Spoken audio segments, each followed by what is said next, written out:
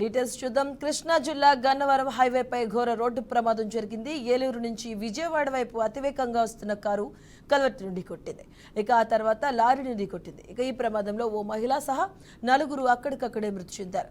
మరో 2కి గాయాలయ్యాయి. ప్రమాద ధాటికి మృతుల శరీర భాగాలు చెల్లాచెదురుగా పడిపోయాయి. మృతులు తమిళనాడుకు చెందిన వారిగా గుర్తించారు. ఇక బావులపాడు మండలం కోడూరుపాడు వద్ద ఈ ప్రమాదం జరిగింది.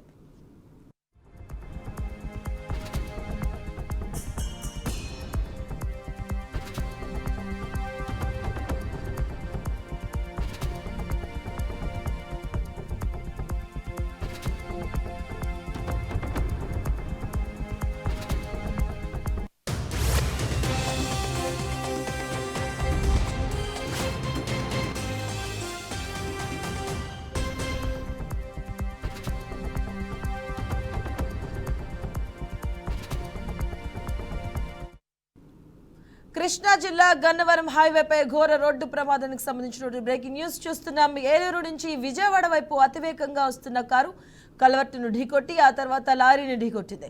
ఈ ప్రమాదంలో ఓ మహిళ సహా 4 అక్కడికక్కడే మృతినట్టుగా తెలుస్తుంది. ఇదే అంశానికి సంబంధించిన పూర్తి అప్డేట్స్ మా కరెస్పాండెంట్ శ్రీనివాస్ అందిస్తారు. శ్రీనివాస్,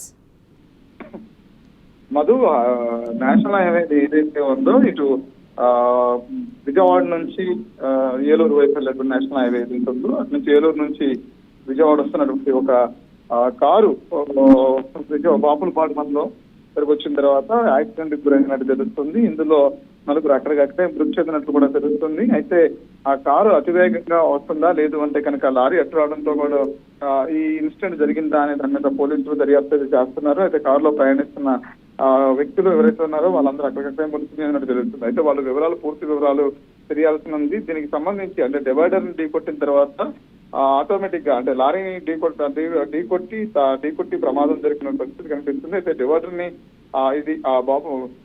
ఇదేదైతే ఈ డివైడర్ ఉంటుందో డివైడర్ కొట్టిన తర్వాత లారీ ఢీకొట్టిన కూడా తెలుస్తుంది. అయితే ఆ వీరవల్లి పోలీసులు దీనికి సంబంధించినటువంటి ఏదైతే ప్రాంతం ఉందో యాక్సిడెంట్ జరిగిన ప్రాంతం ఏదైతే ఉందో అక్కడ పూర్తి స్థాయిలో పరిశీలన అంటే దానికి సంబంధించినటువంటి విచారణ చేస్తున్నారు. విచారణ తర్వాత పూర్తి ప్రమాదానికి పూర్తిగా కారణాలు ఏంటి అని చెప్పని తెలిసే పరిస్థితి అయితే ఉంటుంది. మరి రైట్, థ్యాంక్ యూ శ్రీనివాస్.